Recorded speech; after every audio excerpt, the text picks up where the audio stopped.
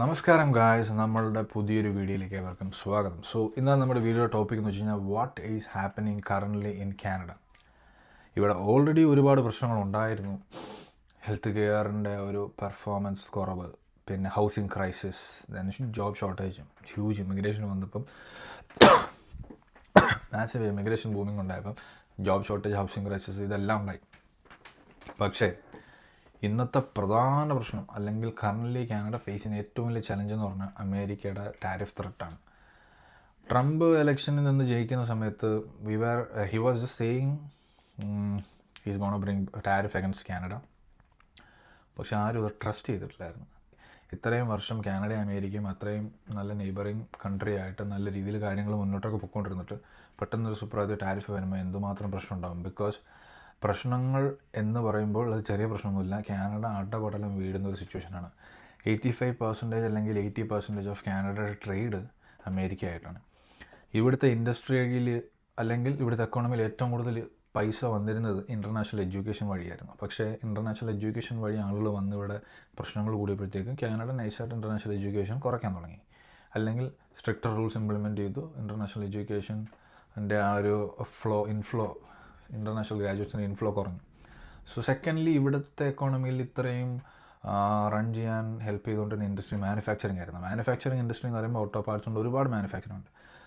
Most of the ഇൻഡസ്ട്രീസും collect ചെയ്യുന്ന raw materials may be അമേരിക്കയിൽ നിന്നായിരിക്കും. ആ റോ മെറ്റീരിയൽസ് അമേരിക്കയിൽ നിന്ന് അവിടുത്തെ ഒരു റോ മെറ്റീരിയൽ പ്രൊഡ്യൂസറിൻ്റെ നിന്ന് കാനഡ കൊണ്ടുവന്ന് ഇവിടുത്തെ ഇൻഡസ്ട്രിയിൽ ഇവിടുത്തെ ആളുകളെ യൂസ് ചെയ്ത് ഇവിടുത്തെ റിസോഴ്സ് ഉപയോഗിച്ച് അത് പ്രൊഡ്യൂസ് ചെയ്ത് ഫൈനൽ പ്രോഡക്റ്റ് ആക്കിയിട്ട് അമേരിക്കയിലൂടെ തന്നെ തിരിച്ചു കൊണ്ടുവരുന്നു. ഇതായിരുന്നു പ്രോസസ്സ്. അമേരിക്ക ഇങ്ങോട്ട് ടാരിഫ് വെച്ചപ്പോൾ കാനഡ തിരിച്ചും ടാരിഫ് വെച്ചു. അവിടുന്ന് ഇങ്ങോട്ട് കൊണ്ടുവരുന്ന സാധനങ്ങൾക്ക് കാനഡ വെച്ച് 25% ടാരിഫ് വരും. അമേരിക്ക വെച്ച ടാരിഫ് കാരണം ഇവിടുന്ന് അങ്ങോട്ട് കൊണ്ടുവന്ന ഫൈനൽ ലൈൻ ഓഫ് പ്രോഡക്ട്സിന് 25% ടാരിഫ് വരും. അറൗണ്ട് 50% ടാരിഫ് വരുമ്പോൾ ഈ പ്രൊഡ്യൂസേഴ്സിനും ബയ്യേഴ്സിനും ഒന്നും ഈ ബിസിനസ് പ്രോഫിറ്റബിൾ അല്ല. അല്ലെങ്കിൽ അവർ ഇനി ഇങ്ങനെ ബിസിനസ് ചെയ്താൽ പ്രോഡക്റ്റിൻ്റെ വില കൂടും. പ്രോഡക്റ്റിൻ്റെ വില കൂടുന്നത് ലൈക്ക് കൺസ്യൂമേഴ്സിനെ അത് നല്ല രീതിയിൽ ബാധിക്കും, അല്ലെങ്കിൽ ബിസിനസ്സിനെ ബാധിക്കും. ഇത് ആക്ച്വലി പ്രശ്നമാണ്. ഈ ഒരു ചെയിനിനെ ബ്രേക്ക് ചെയ്യും. ഈ ഒരു ബിസിനസ് ചെയിനെ ബ്രേക്ക് ചെയ്യുന്നതുകൊണ്ട് എല്ലാവരും കൂടി റിക്വസ്റ്റ് ചെയ്തു ഇംപ്ലിമെൻറ്റ് ചെയ്യരുത്. ബട്ട് ട്രംപ് പുള്ളിയുടെ ആ ഒരു ഡിസിഷനെ സ്ട്രോങ് ആയിട്ട് ഉറച്ച് നിൽക്കുന്നതുകൊണ്ട് പുള്ളി ഒരു പോസ് കൊടുത്തു, ഒരു 30 days പോസ് ചെയ്തു. ആ 30 days പോസ് ചെയ്തപ്പോൾ കമ്പനീസ് മാക്സിമം അത് യൂട്ടിലൈസ് ചെയ്തു. ബിക്കോസ് ഇവർ ഓൾറെഡി പ്രൊഡ്യൂസ് ചെയ്ത് വെച്ചേക്കുന്ന ഗുഡ്സ് ഉണ്ട്, ഷിപ്പ് ചെയ്യാൻ ഡിലേ ആയിട്ടുള്ള ഗുഡ്സ്. ആ ഗുഡ്സ് എല്ലാം ഇവർ മാക്സിമം മൂവ് ചെയ്തു. എന്നിട്ട് പിന്നെയും ഈ കമ്പനീസ് പറഞ്ഞു, ഞങ്ങൾക്ക് ഇനിയും സമയം വേണം. കാരണം ഒറ്റ ദിവസം കൊണ്ട് അല്ലെങ്കിൽ ഒരു മാസം കൊണ്ടൊന്നും ഇവിടെ ഈ പ്രൊഡക്ഷൻ നടക്കുന്ന ഈ കമ്പനീസ് അമേരിക്കയിൽ കൊണ്ടുപോകാൻ പറ്റത്തില്ല. അതുകൊണ്ട് ട്രംപ് പിന്നെയും എക്സ്റ്റൻഷൻ ചെയ്തു. മാനുഫാക്ചറിങ് ഇൻഡസ്ട്രിയിൽ വർക്ക് ചെയ്യുന്നവർ പറയുന്നത് എന്താണെന്ന് വെച്ച് കഴിഞ്ഞാൽ അവർക്ക് ഓവർ ടൈമൊക്കെ കൊടുത്ത് മാക്സിമം സാധനങ്ങൾ പ്രൊഡ്യൂസ് ചെയ്യുകയാണ്. ഒരു 3-4 മാസത്തേക്ക് വേണ്ടുന്ന മാക്സിമം പ്രൊഡ്യൂസ് ചെയ്തിട്ട് ഈ ടാരിഫ് തുടങ്ങുമ്പോഴത്തേക്കും ഇവർ ഇത്രയും പ്രൊഡ്യൂസ് ചെയ്ത് അങ്ങ് അയക്കും. അപ്പോൾ അമേരിക്കയിൽ അവിടുത്തെ പ്ലാന്റ്സ് റൺ ആവാനുള്ള സാധനങ്ങളെല്ലാം അവിടെ എത്തിക്കഴിഞ്ഞു. അത് കഴിയുമ്പം ഒരു 4 മാസം അവിടെ പ്രൊഡക്ഷൻ കണ്ടിന്യൂസ് ഓൺഗോയിങ് ആവാനുള്ള സാധനങ്ങൾ അവിടെ എത്തിക്കഴിയുമ്പോൾ ഇവരെന്ത് ചെയ്യുമെന്ന് വെച്ച് കഴിഞ്ഞാൽ ഇവിടുത്തെ കമ്പനികൾ ഇവിടുന്ന് അങ്ങോട്ട് മൂവ് ചെയ്യുന്ന പ്രോസസ്സ് തുടങ്ങും. അപ്പോഴത്തേക്ക് ഇവിടെയുള്ള ആളുകളെ ലേ ഓഫ് ചെയ്യും. ഇവിടെ ഉള്ളവരെ അങ്ങോട്ട് കൊണ്ടുപോയി അവിടെ ജോലി കൊടുക്കുകയോ അങ്ങനെയുള്ള ഒന്നും അവർ ചെയ്യുമെന്ന് എനിക്ക് തോന്നുന്നില്ല. അപ്പോൾ ഈ 5 മാസം കൊണ്ട് അല്ലെങ്കിൽ അവിടെ പ്രൊഡക്ഷൻ നടക്കുമല്ലോ, ആ പ്രൊഡക്ഷൻ നടക്കുന്ന ടൈമിൽ ഈ കമ്പനീസ് എല്ലാം ഇവിടുന്ന് മൂവ് ചെയ്യും. ഈ കമ്പനീസ് ഇവിടുന്ന് പോകുമ്പം ഒരു 100-200 പേരുടെ ജോലിയല്ല നഷ്ടപ്പെടുന്നത്, ലക്ഷക്കണക്കിന് ആളുകളുടെ ജോലി നഷ്ടപ്പെടും.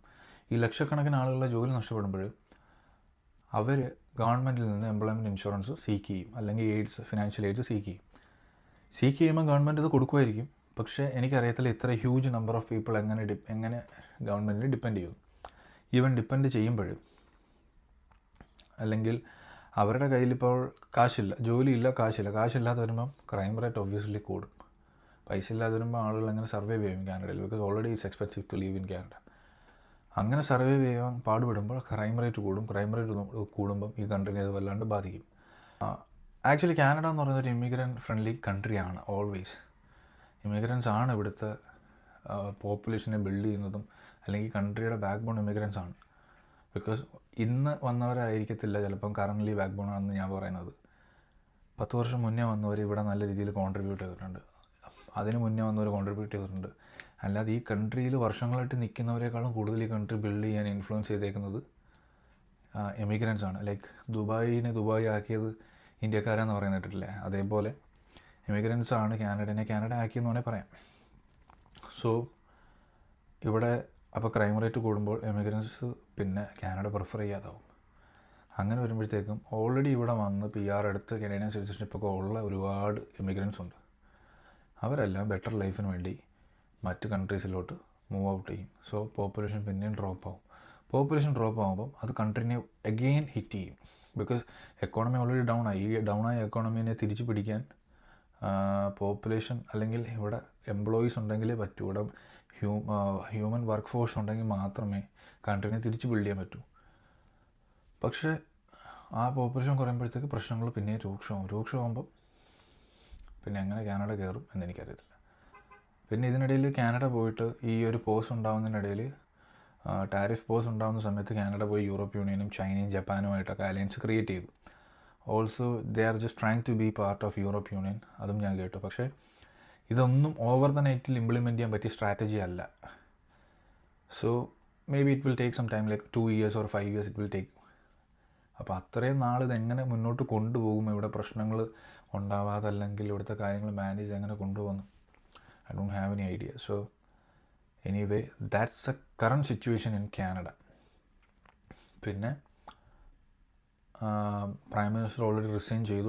മാർക്ക് കാർണി അടുത്ത പ്രൈം മിനിസ്റ്റർ ജോയിൻ ചെയ്തു. പുതിയ ക്യാബിനറ്റ് ഇന്ന് അനൗൺസ് ചെയ്യും. So let's see, hope for the best for Canada.